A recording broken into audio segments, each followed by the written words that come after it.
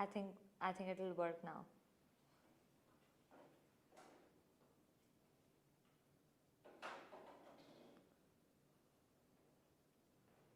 Let's see if I'm audible.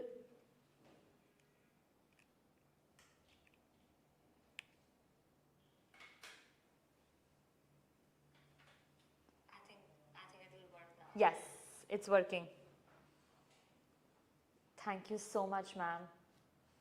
You're a savior, literally. All right. So I think we should get started with the same zeal and energy with our class. Now that our mic is working, now that our video is working, now everything is good to go. No excuse from the padhai, no excuse from the studies. Padhna to abhi bhi hai hame. So we're gonna go and start with our class again now that all the disruptions are away. ठीक है. Alright, so we're going to start with our first chapter of economics, the story of Village Palampur. Now guys, students, this chapter is very important for your periodic assessment. This chapter is very important if you're going to give your unit test. A lot of questions come from this chapter, and the best part, it's a very easy chapter. I mean, literally the easiest chapter in your complete social science. It's just a very easy peasy story, lemon squeezy story, and we have to study it like a story only. Once done and dusted with the story, all the facts we'll start collecting from the story and we'll make answers for it. And in the end, we'll do the MCQ session, which is a rapid fire round. We will also be completing that in our today's session. So let's get started now. All right. So today we're going to study about a hypothetical village. Now you have to understand that this village does not exist in real life, okay? So it's a story, it's a hypothetical story in relation and have been thought after surveying a lot of villages. We have put down, NCERT has put down a village that idealizes, that resonates with a lot of villages from our country. So now whenever we are studying about the story of Village Palampur, we are actually studying about the real villages of our country. So we are not talking about one village here, we are not talking about one state here. We are talking about many villages that face the same issues, that carries the same framework, that have agricultural practices available, that have other non-agricultural practices available, and how families function in a village system. Exactly that we're going to study, and that is why we have culminated so many villages all together. We have surveyed all those villages and we have jotted down into a one village, which is Palampur. So it's a hypothetical village where we will understand that what kind of activities do farmers, do families from villages actually engage in. Are all families in a village poor? Are all families in a village rich? Are all families in a village uneducated? Are all families in a village are working in a farm?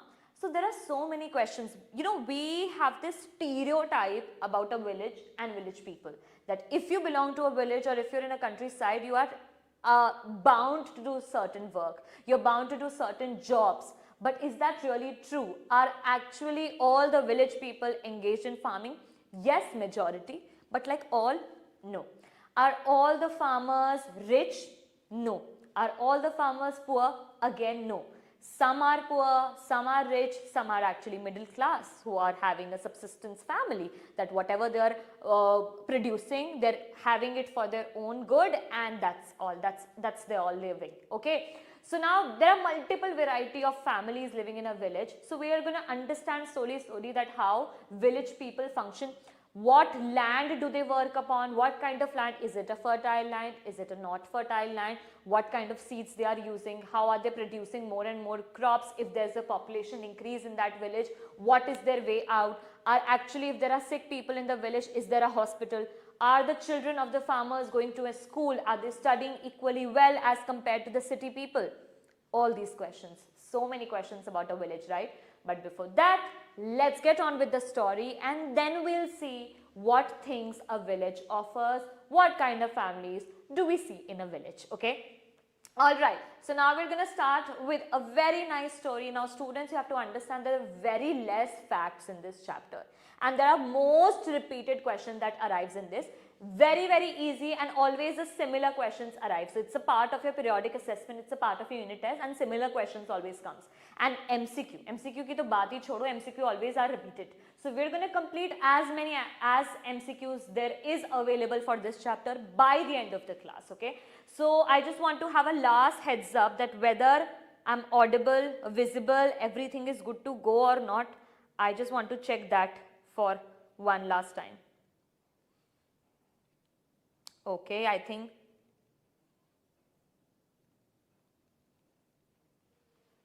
good. All right, we're good to go. Let's get started. Okay. All right, so we are going to start with a chapter, the story of Village Palampur. So Palampur is an imaginary village. I've already told you, एक hypothetical village है. Imaginary, hypothetical, same word. ठीक है? It's a village where farming is the main activity. First fact, farming is the main activity. Okay. Now Palampur is well connected with two other villages. ये part we have to remember, which is अभी next में आएगा. What are the two villages? Raiganj. It's a big village, 3 kilometers away from Palampur. All-weather road. What do we mean by an all-weather road? That even if there's harsh weather conditions like, you know, in many countries, the roads has a lot of potholes. During which season? During the monsoon season. So it's all-weather road that this is a pakka road. It's not a kacha road, okay? So this is a pakka road that connects the village to Raiganj. And there's further on a nearest town called Shahpur. So two places you have to remember for this imaginary village, Palampur. Okay, understood? This village, now we're talking about Palampur village. How many families do this village in average consist of? 450 families. Now the question arises, are all 450 families rich? Are all 450 families poor? Are all middle class? We will see. Okay. So now this has around 450 families, their houses, some of them are quite large, like pakka house made of bricks with cement plastering. And then there are scheduled caste Dalit, which is now. See, focus on the existence of different caste. Are all the 450 families belonging to the upper caste? Are all 450 families belonging to similar caste? No. So there are some upper caste, then there are lower caste. So there's a prevalent caste system. Now children, you have to understand that as compared to cities, villages are slightly more conventional. Villages are slightly more orthodox when it comes to caste system and racism. So now, even though in cities there may be a not frequent prevalent caste system, but in villages the customs are still very rigidly followed. Okay, you have to remember that. Now let's talk about electricity. This village has electricity. Now you must be wondering, ma'am, in this era, in this year, we're talking about electricity. Yes, in cities you might have good adequate 24/7 electricity, but in villages there are still a lot many villages, especially in the villages of Rajasthan, that there are 7 hours of continuous electricity cut. I have personally experienced it, so take it from me. Okay, all right, let's go forward. So there's one primary school, Palampur has two primary school and one high school. Okay, and there's one high school. So now students are imparting and teachers are imparting education, students are taking education, which means education exists. Tick kar do. So there's tick. Okay. Now do we have a primary health center? We do have a primary health center run by the government. So now that part is also done. Palampur has one private dispensary. Private dispensary is one of the person from the village aimed to be a doctor, right? All right. Okay, the story of Palampur, an imaginary village, will take us through a different type of production activities that is actually a culmination of a lot many villages from our country. Okay, let's go forward. So now we are going to go to the main part of the chapter, but before that we'll quickly recap of what we are actually looking forward from this chapter. Now, what we are doing is, we have taken a hypothetical village based on the so many villages of India, right? We have taken one hypothetical village. In that hypothetical village, the village has a all-weather good connectivity road, done and dusted. That road connects to a nearby village and the road also connects to a nearby town, which is slightly bigger than a village. Two part done. They have two primary school, one high school, education is there. They have electricity adequate. Important, important, important. Why important? Because बाद में पता चलेगा why am I speaking about electricity so much, okay? Talking about dispensary, they have a primary health center run by the government and a personal private dispensary run in the village. Okay, so now there are basic activities, basic bare minimum is there. What is the bare minimum? They have health, they have education facility, and they have transportation system and electricity. They did not speak about water yet, but we'll see. Okay, all right, so now we're moving to the important part, important aspect of the chapter, which is, does only farming, is farming the only activity that actually takes place in a village? No, there are many other activities. The other production activities are non-farm activities. Now, what are those non-farm activities that includes? It includes small manufacturing. Have you seen, I don't know if my audience has ever been to a village, but if you have you seen there are a lot of people engaged in a small type of industrial work from their houses? Those are known as cottage industries. Let's say they are involved in matchmaking, okay. So all these activities are small manufacturing activities. Shop, there are a lot of shops built inside the houses, like on the ground floor, it's the front part of the house is a shop, and the backward part, the back side of the house is the house, right? All right, then there's transportation system, and then there's dairy. Dairy is if a cattle is being actually used for domestication purposes on the production farms and on the ground, then actually we can utilize the cattle for dairy products as well. Okay, so these are all non-farm activities that are currently taking place in which village? Palampur village. Okay, I think this part I have been more than clear, right? Let's go forward and see what exactly are we talking about here. Now here, students, this is the slide. This is what your main focus should be on. 4-marker question, always there's a 4-marker question, that what are the factors of production? What do you mean by factors of production? What are the 4 factors of production? Give suitable examples. Sometimes 4 markers and sometimes 2 markers and sometimes MCQ. In 2 markers they'll ask the 2 major, वैसे तो 2 major कभी नहीं होता, it's always the 4 major factors of production, ठीक है? So it's either MCQ or 4-marker question. Important. पूरे chapter में, in the complete chapter, this is the most important part, and you have to understand also. Okay, let's go forward. To produce goods and services, correct. In anything that we have to make in our country, we need these 4 things. Without these 4 things, you actually cannot have any goods and services produced. Okay, so what are those 4 things? We'll study them now in detail. First, let's understand what are we talking about. We're talking about land, labor, physical capital and human capital. Now let's go forward and see what exactly each one of them is implying to us. Okay, now I want to build a house, I want to own a factory, I want to have a school of my own, I want a hospital, I want to open a coaching institute, I want to open a shop, I want to open a salon, anything I want to do. What will I need? I will need the first and the most important thing, which is the land. Basic, right? So the first and the most important thing is given to us is the land. If you do not have the land, what will you build upon, right? So we need the land. Now land might include natural resources also, which is the minerals. That also is a part of land. Second, after land, what is the second most important thing that we need? Let's say I want to build a house. Now I have the adequate land. I have a huge land, but I don't have anybody to build a house for me on that land.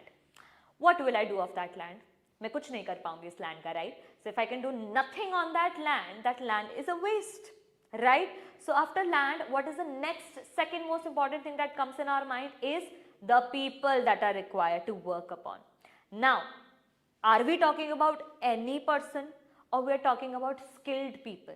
Because let's say I'm a teacher, I teach history. History is my core subject. If anyone ever asks me to teach science or mathematics, will I be able to do that?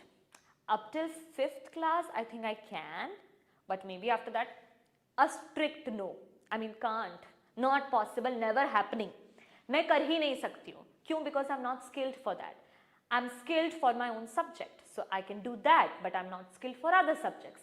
Similarly, if I want to build a house, if I want to, let's say not a house, if I want to make a garment, make a cloth, make a dress, I would need a skilled laborer, right? If I want to go for a software engineering job, I can't do that. I'm not skilled for that, right? So now, when we talk about labor, what are we talking about? We're talking about the person who's skilled to do that work, right? Correct. Very good. People who do the work is labor. Oh, we understood that. Now, there are different type of labors. Some production activities require highly educated workers. Absolutely. One who can build or construct a house does not need an education, might only need an adequate training and experience, right? Now, somebody who's a doctor, teacher, engineer, they will require an adequate academic excellence as well, right? Now, these people, a teacher or a doctor cannot build a house, right? So, for example, even if we have the labor, choosing the right labor for the right work, for the given XYZ work, that part is important, okay? Other activities require work who can do manual work, correct? As I explained, now if you want to go for a construction of metro, if you want to go a construction for a road, if you want to go a construction of a house or a building, you can't engage a teacher or a doctor or somebody with academic excellence. No, let's involve a teacher because they have taught it, that they know how to build a house. We might have the theory, but we do not have the manual strength to do that, or the experience or the expertise, right? So let's go forward. Workers provide labor for production. So this part is again clear. This is the second most important factor of production after having land. So without land you can't have labor, and if you have labor but no land, then you can't work. So both are intermingled and both are necessary. Now, is that it, students? Now tell me, I just want to quickly check the chat because there are a lot of messages from, I want to see, ki is labor the only thing that is important, guys? Let me check quickly. Hi Rudranshi. Hi Shrinkla. How are you today? Good evening, Shrinkla. Alright, so let's go forward and see ki is labor is the only factor, or other than labor and land we need more things? Yes, we do. We require physical capital. Now, what do we mean by physical capital? Physical capital is also, I think, divided. Physical capital is a variety of inputs required. Of course, you have me, you have the land. But if you will not teach me, I mean, I'm now a history teacher. Why? Because I learned history over the years. There were academic content provided to me. There were teachers teaching to me. I gave regular tests. I gave exams. I passed my degrees. I had books to read. And because of those things, I have reached where I am today. Right? Now, if one person wants to build a house, that person can't just go and imagination के साथ घर बना सकता है. नहीं, not possible. That person will require a lot of other things that might require cement, water, tools, machinery, I mean so many things, right? So that's where the third factor of production comes in the picture, which is the physical capital. Now let's understand what are we talking about, which items come under the physical capital, correct? Now there is fixed capital, there's working capital. Now you have to understand what is fixed capital. Fixed capital is something that is once fixed, is done and dusted. Let's say we are talking about farming activities, tractors. Do you think for every season a farmer will buy a tractor? Definitely no, right? But for every season a farmer will have to buy seeds? Definitely yes. So now when I talk about fixed, the tractor will go into fixed capital. When I talk about that we need something every year, every season, working, we are actually putting it inside the working capital. Understood? So let's see more examples. We definitely have more examples here. Tools, we have machines, buildings. Let's say you aspire to buy a house today. You earn so much and you build a house and you buy a house for your parents. Will you keep buying the house every year? Maybe if you have that kind of wealth, but you will not destroy that very house and then build it again because no. 1 year, next year again I'll build. No, na? Right. So exactly, some things are fixed for a very long period of time. Let's say we buy a luxury car. I dream to have a car someday. I dream to have this XYZ car. Will I keep buying that car again and again because that will be diminishing, that will diminish with time? No, that's my fixed capital, right? So fixed capital involves something that is once spent on will be used for many years, right? Now when we talk, they can be used in production over many years. Understood. Chalo, next forward. We are talking about plow. Now we are talking about small fixed capital because there are poor farmers as well, and we are talking about the huge ones as well. What are the huge ones? Generators, computers. Let's say I buy an iPad today or I buy a laptop today. I can't keep changing the laptop every year or every month, right? That's my fixed capital. If I've bought and invested my money in a good laptop, I will not be buying it for, let's say, 4 or 5 years. So I'm good to go for 5 years with a great laptop, right? So that's my fixed capital. Turbines. Now working capital kya ho gaya? Working capital is something, seeds, definitely. Seeds, you have bought the seeds, right? You've used, you have crops now. Next season you will require seeds again. Next season you will require fertilizers and pesticides again. Irrigation facilities again. So now all these things, money is a working capital. Why money is a working capital? Why? Because we have to make continuous payments. We have to buy continuously things. So ऐसा नहीं है कि आज मेरे पास या आज I've got $1,000 in my hand and I'm good to go for 5 years. No, money is a working capital. Money is always required during production to make payments and necessary to buy necessary items. I hope this part is also clear. So raw materials and money in hand are all working capital. So now I hope the part where fixed capital and working capital, that part is clear. And do you think both of the capital are essential? Yes. We can't just have physical capital for us and not the working capital, or we can't have the working capital with us and not the fixed capital. Let's say you have a huge farmland, you need a tractor, right? So that tractor that you've bought is good to go for next 10 years. But what will you require? You require diesel or petrol to be filled in it. That's your working capital. You require money to have the maintenance of the tractor. That's a working capital. So you have to differentiate what is fixed, what is working, but understand the conclusion here is both of those capitals are important. Got it? Let's go forward. So now we're talking about the last and the most important, human capital. Land is done, labor is done, physical capital is done. Land, labor and capital. Ab ye kuch. Now if you don't have us, you can't use any of these. Exactly correct answer. And in fact, about this human capital, you will also study in your next chapter of economics as well. That's an important part. So now the fourth one stands for human capital. Human capital is nothing. We've already understood this in detail in the second part, that labor, yes, it's important. What is human capital? You should have the skill set. You should have the expertise. Now, if I can teach history, it's because I have studied history over the years. I have graduated, I have done my masters in the subject, I have given so many examinations, and that is why now I am here teaching history. Exactly, correct. So if I want to teach history, I should have that skill set. Now if anybody can come up to me and tell me to teach mathematics for class 11th or class 10th or class 9, I won't be able to do that because I do not have the adequate skill set for it. So what is the human capital? Human capital is somebody who can only work if they have that adequate skill set and expertise inside of them. Then only we can get the work done. Alright, let me take a quick water break and I'll be back in a second.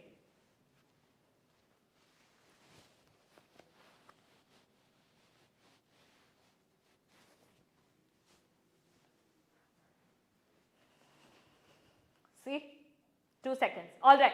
Somebody has just asked me, what do you mean by raw materials? Okay, so raw materials are basically all those things that is used to convert anything into a finished product. So let's say if you want a chocolate.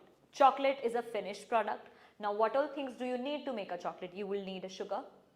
You will need milk if it's a milk chocolate. You will need flour. So all those 3 things, those are your raw materials. And once we'll use those 3 materials in order to make a finished product, that is our chocolate, that is raw material, the products that we have used and we have culminated. And the next thing, that the result, that's our finished product. For example, if you want to make a garment, right? If you want to make a cotton shirt, let's say you want a cotton shirt, what will you do? You will grow cotton first. Then you will have the fiber. Then you will do the spinning and weaving. All those processes, those are raw material. That cotton that from the ground that came is a raw material. You can't just pluck the cotton and wear, right? That's not possible. You will have to convert that into a garment and then stitch it and then make a final product. So in order to reach a final product, a lot of things goes into it, and those small things are the raw materials. Got it? Let's go forward. So now we have understood that what are the 4 factors of production. Clear? Now there's a problem in the village of Palampur. What is the problem? That we'll understand. Now what happened is, we're back to our village, and now we're back to our village studying about the problem that the village is facing. Okay? So now the land is fixed. What do you mean by that? For example, all of you go to school. Now your school has a classroom. Now let's say a classroom has a capacity of 50 students at one time. Okay? Now your teacher might accommodate 55 students. Let's say you've adjusted those 5 students, because we'll adjust.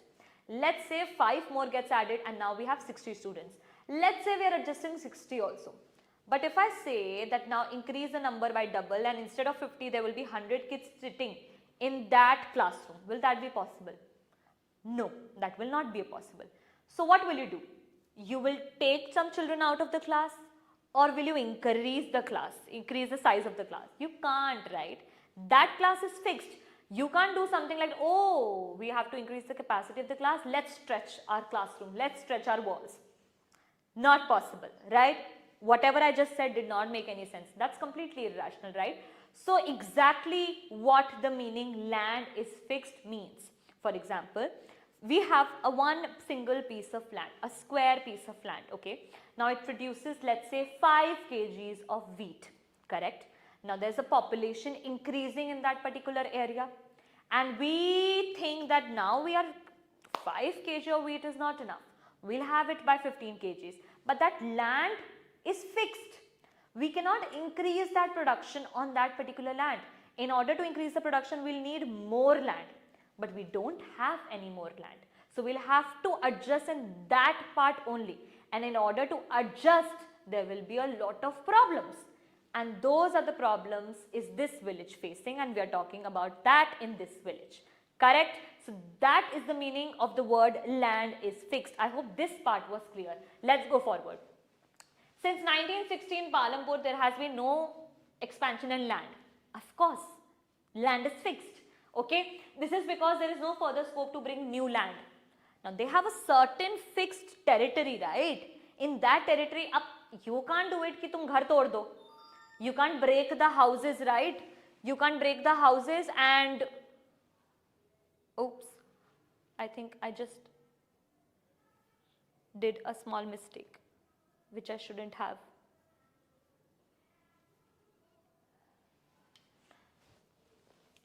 Let me just get back to it.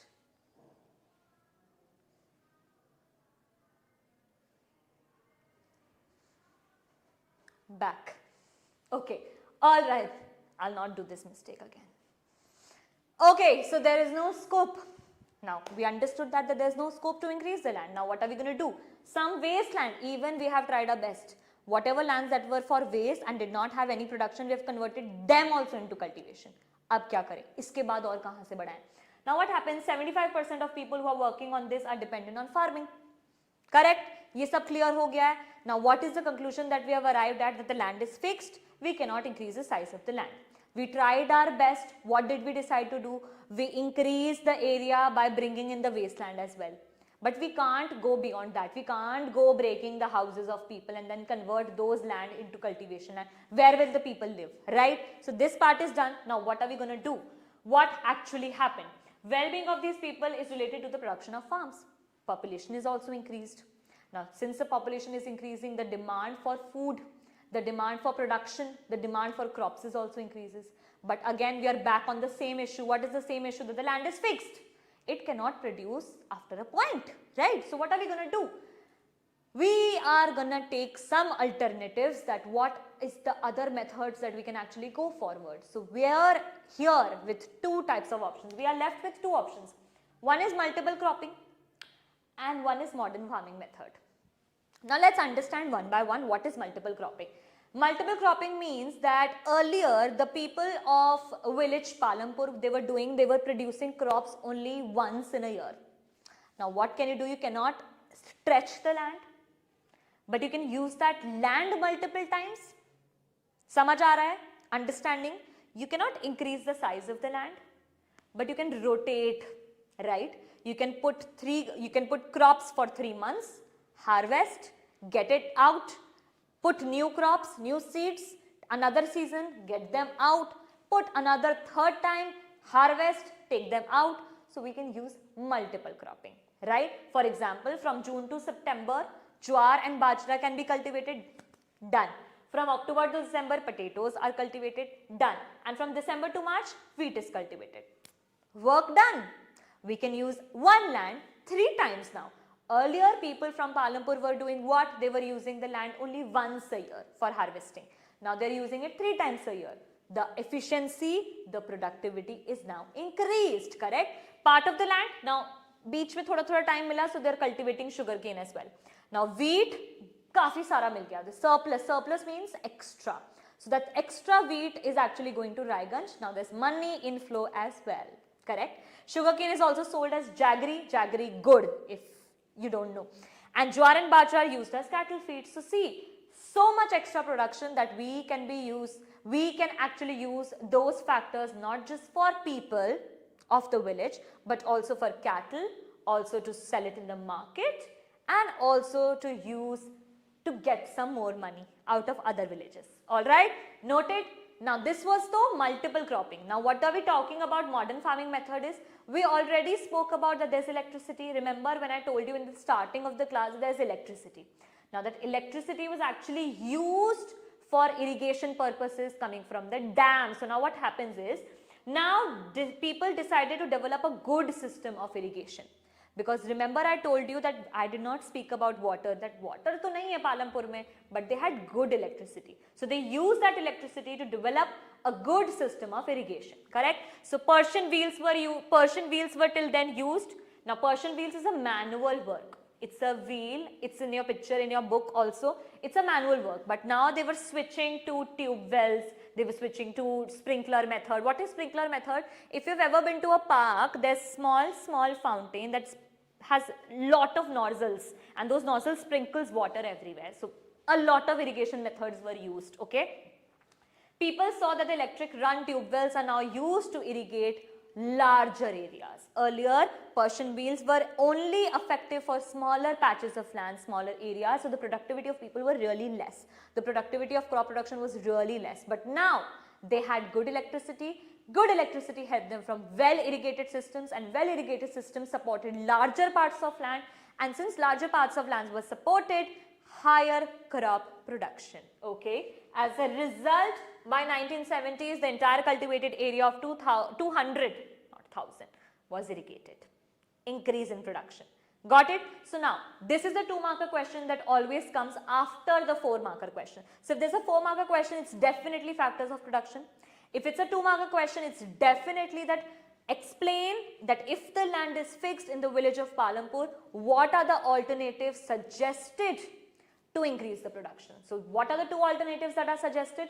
One is the multiple cropping and the other one is modern farming methods. Earlier we were using traditional seeds. Now we are using high yielding variety of seeds. So 1970-71 using the HYV seeds increased the wheat production. This is when green revolution also came, okay? HYV seeds produce much greater amounts of grains as compared to the single traditional plants. Now what is the difference? Earlier people used to put seeds manually. Now they also had machines. Earlier those seeds were traditional. Now they had high yielding variety. What is high yielding variety of seeds? Those seeds are infused with better chemical fertilizers. Those seeds are infused with better pesticides, so their productivity is quicker as compared to the Purana wala style, and their productivity is higher as compared to the Purana wala style. Understood? Moving forward, in late 1960s, farmers used a combination of the following, and that is when we also got green revolution. Okay? Alright, let's go forward. Now, we are just combining everything. Modern farming methods includes farm machinery, diesel, HYV seeds, fertilizers. What else we are using? Pesticides we are using. What else we are using?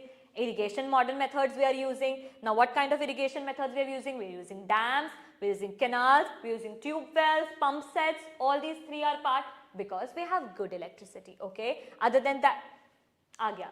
Okay. Now moving forward is green revolution has led to certain issues. Now I've always told you a coin has two sides.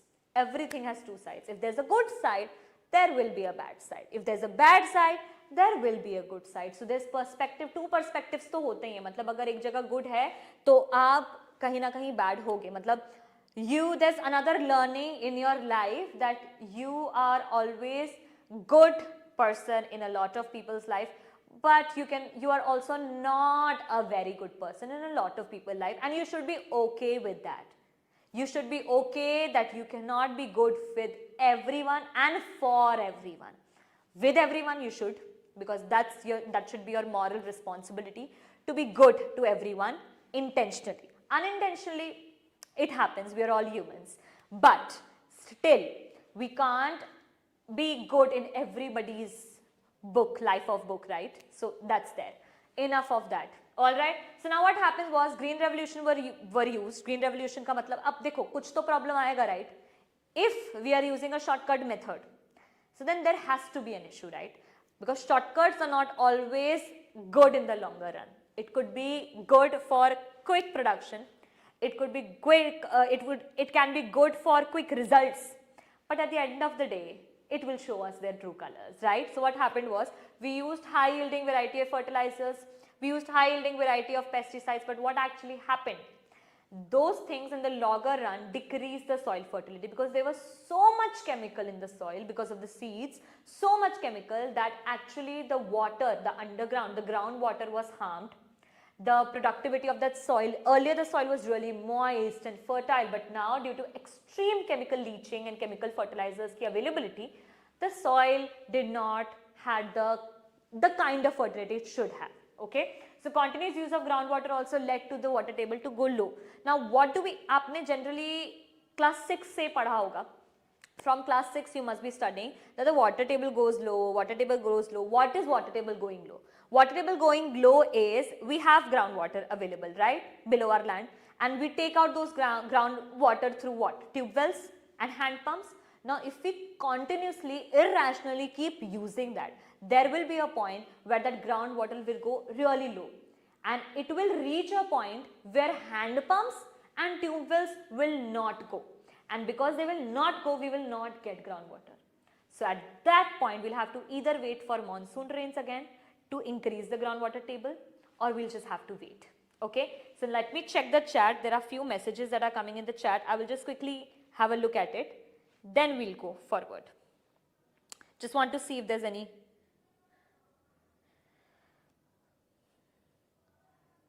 Hi Gur Sahib, thank you so much.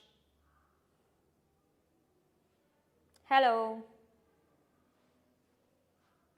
The experience or the expertise. Cool. Let's go forward. ठीक है. So now when we are talking about land, now another part, this was the first problem that the green revolution also caused a lot of problems. Now what other problems did it cause was land was distributed unequally. Remember in the start of the class I already told you that there are 450 families.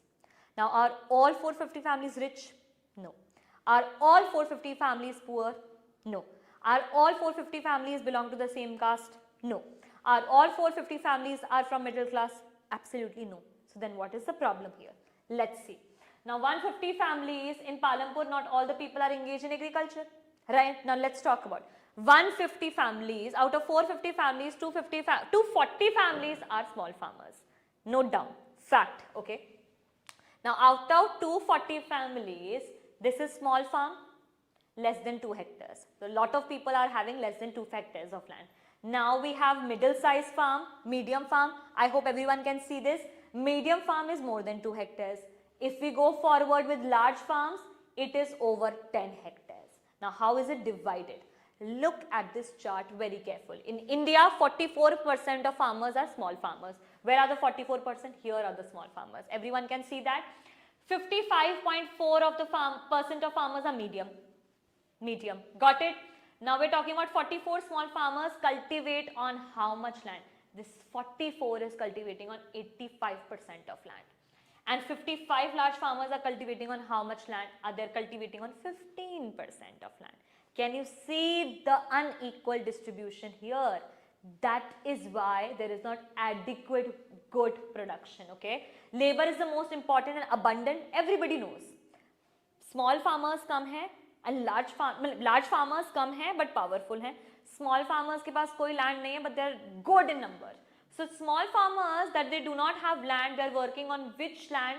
They are working on the lands of the large farmers, okay? So let's go forward and see. They are paid wages in cash, of course. Now, let's say I am a small farmer, I don't have a land. My friend is a very large farmer, has a lot of land. My friend will not go on the land to work. I will only have to go because I want to earn something. Because I don't have my own land to grow any crops. And if I don't grow any crops, I will not get any food. And if I will not get any food, how will I survive? So I will go to the large farmer's land. And when I will go to the large farmer's land to work, they will give me wages. Now that wages could be in form of cash, where I can go to the market and buy wheat and crops for myself, or they will pay me in kind that they'll directly give me some share of their crops. Either way I want to survive. So small farmers are only surviving, okay. Now let's go further. Wages from region to region, it vary. Some farmers get high wages, some do not get. Some large farmers are really generous by heart, they give good wages and kind. But some large farmers are not very generous by heart. So you have to understand that. Duration of this employment also varies. Some families work for only 3 months because it's seasonal employment. Some families work 3 months in one village, then they migrate to another village for 3 months, then another village for 3 months. So there's continuous migration as well. Now, when we talk about how small and large farmers are working, we also need to understand that I only talked about farming as the main activity. But are there other activities involved as well in the village of Palampur? Absolutely yes. And here comes your another question. Now another question is, there are shops. I already mentioned this in the starting that there are small shops in the village. There's dairy because some families have cattle, so they use their cattle for dairy products. Some have transportation facilities taking people and crops from one place to another, one farm to another farm, and then there's construction workers as well. So these are 4 solid other activities that is involved, okay. Now what happens is, how do small farmers actually survive? Now here's a story. Before we read this story one by one, I'll quickly give you the summary of it, so it becomes easy when you're actually looking at it. Very relatable, okay. Now what is this small farmer Savita? Okay? They borrow money from large farmers because a bank will not give them money because they have nothing good, nothing relevant in their bank account. So for example, if I want to go and apply for loan, I have to tell them that these are the certain assets that if in future I'm unable to pay off my loan, you can take my house, you can take my gold, and you can take my asset if I'm unable to return in future. Now, let's say we talk about a small farmer. I'm a small farmer, I have no good pakka house, I have no security amount, and I don't have any asset to give. Now, will the bank give me loan? Definitely not. The bank will not give me loan. Why? Because if I'm, let's say 10 years later, I'm unable to pay off my loan. I don't even have an asset to pay off through, right? So now what option does a small farmer left with? The option is going to a money lender, which is the big rich farmers. So now what happens is, they borrow from large farmers. Now large farmers charge really high for an interest. Now why are they doing this? A bank will not do this because bank is a systematic method. A bank will not do it because the government will not allow. But large farmers will do it because it's a personal agenda and no one can stop them, because the large farmer exactly knows that nobody else will give them loan. So whatever interest we'll put, they'll have to pay. Easy. There's no rocket science in understanding that. Now Savita is a small farmer. She plans to cultivate wheat on her 1 hectare of land. Small land she has, and she doesn't have money for that as well. Besides seeds, fertilizer, she needs to buy water and repair her farm instruments. Basic bare minimum, she doesn't have money. She estimates that the working capital would cost about 3,000. Now she goes to the big farmer for 3,000. So she decides to goes to Tejpal Singh. It's a large, rich person. Tejpal agrees to give Savita the loan at an interest of 24%. 2% per month, which is a very high interest rate. Savita also has to promise to work on the field. Can you imagine? Even though she's taking loan and she's paying with the 24%, she still has to work on Tejpal Singh's land, even though she's getting the wage for it. But imagine, she will first go to Tejpal's land, work, earn 100 rupees, then come to her own land, work there as well, and then will go to her house. Can you imagine the plight of Savita? Savita agrees to this tough condition as getting loan through a bank is really difficult, and exactly why Tejpal has exploited her, because Tejpal knows that she cannot go anywhere to get that loan. Medium and large farmers have large fund, we all know that. So they have their own savings, and now what are they doing of that savings? They use that savings to buy more and more things for themselves. They use that savings to grow more crops and sell them off to different markets at very high prices, get the money and use that money to give loans to such poor people. So it's a chain. I'm a rich farmer, I will produce a lot of cash crops, and then I will sell the surplus in the market for very high prices, and then whatever money I am getting, I will use that to give loan to the poor people, and then on that also I'll earn, because I'm giving loans, so I'll charge an interest. So I'm multiplying only my money, right? So this is what we talked about. They supply surplus to the market. We already talked about this. A part of their earning is saved. Some part they're saving in bank. Banks are also going on. Another part is used to buy tractors. This putting all their money in increasing the crop production. And they buy working capital. Other than that is fertilizers. Fixed capital also they are buying. Working capital also they are buying. And they set up good shops also. Matlab, they're only multiplying their money. Now Tejpal Singh has surplus of 350 quintals of wheat. He can't consume 350 quintals of wheat, right? So he sells the surplus at Raiganj market and gets good money out of it. And then that money he'll use to give more and more loans to people like Savita, and that too at a very high interest. Talk about humanity. He also uses savings to arrange for the working capital for the next season. He's prepared for 2 years as well, right? So this year Tejpal plans to buy another tractor, because once he'll have another tractor, he will be able to employ more people and get more crop production on his land. Now coming to the end part of the chapter, which is the other non-farming activities that we have already discussed, but we'll clear it again, that what are the other activities that people are engaged in? Dairy, small scale manufacturing, which is, I already told you about cottage industries like matchmaking, and then there are shops, kirane ke shops, pata hai, small shops in the village or in the towns we have, which where you can buy a lot of food items, packaged food items, cold drink, chips, biscuits, all of that things, and then transport. Dairy is a common activity. People generally use their buffaloes with jowar and baja, and in return get the dairy products and sell them off to market. All right. And small scale industries are generally, see, you have the pickle making. Even a lot of village women makes pickle and then sell them off to the market. That is also manufacturing, by the way. All right. Shops, we've already, I was talking about shops like these. Traders in Palampur generally are shopkeepers who buy various goods from the wholesale market city and then sell them in the village. That's also they do. Okay? Now shops of biscuits, sugar, pens, all kinds of food items as well, and stationery, departmental. So it's all in one. It's like an all-in-one departmental store. Okay?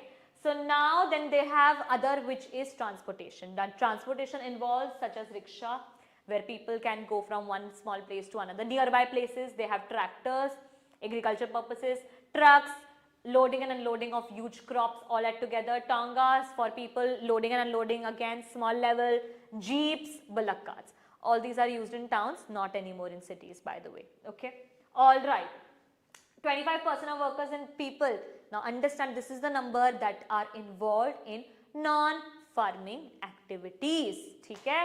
Coming to the question part. Non-farm activities include small scale manufacturing dash shopkeeping. The purpose of this story is to introduce some basic concept related to production. The story of a hypothetical village called Palampur. Dash is the main activity in Palampur, farming, and production activities can be divided into dash, farm and non-farm activities. Lower income, achha, these are all options. Now, I'll go forward, but I will not show the answers of these ones. These answers you'll get on a Telegram channel and you'll have to solve on your own. So I'm just keeping the remote also away, that let's say, by the way, if I only click on them. So these are the questions that you have to do on your own. But we are coming to the end of the chapter, which is we studied about a hypothetical imaginary village, village of Palampur. What was the village about? It told us about different families that live together. Some are rich, some are poor, some are middle class. The main activity of that village was farming. Farming involved, factors of production involved 4 things: land, labor, physical capital, human capital. The land is fixed, that is why we opted 2 methods, the multiple cropping and modern farming methods. However, modern farming methods led to green revolution, but green revolution led to the infertility of the soil. Other than that, the small farmers, in order to survive, take loans from large farmers and in return get exploited. Yes. But other than that, what are the 4 activities that are also available in the village of Palampur? Dairy, shops, transportation, small scale manufacturing. The chapter is extremely easy. If you hear this video during this exam time, once again, you are good to go. Just make 1-pager notes of whatever I said in the session, and trust me, you are good to go for your examination. I hope you enjoyed the session with me, Kashish. I will see you again in the next class with an interesting chapter again. Till then, अच्छे से पढ़ो, study hard, study smart, and I will see you in the next class. Good night. Bye bye.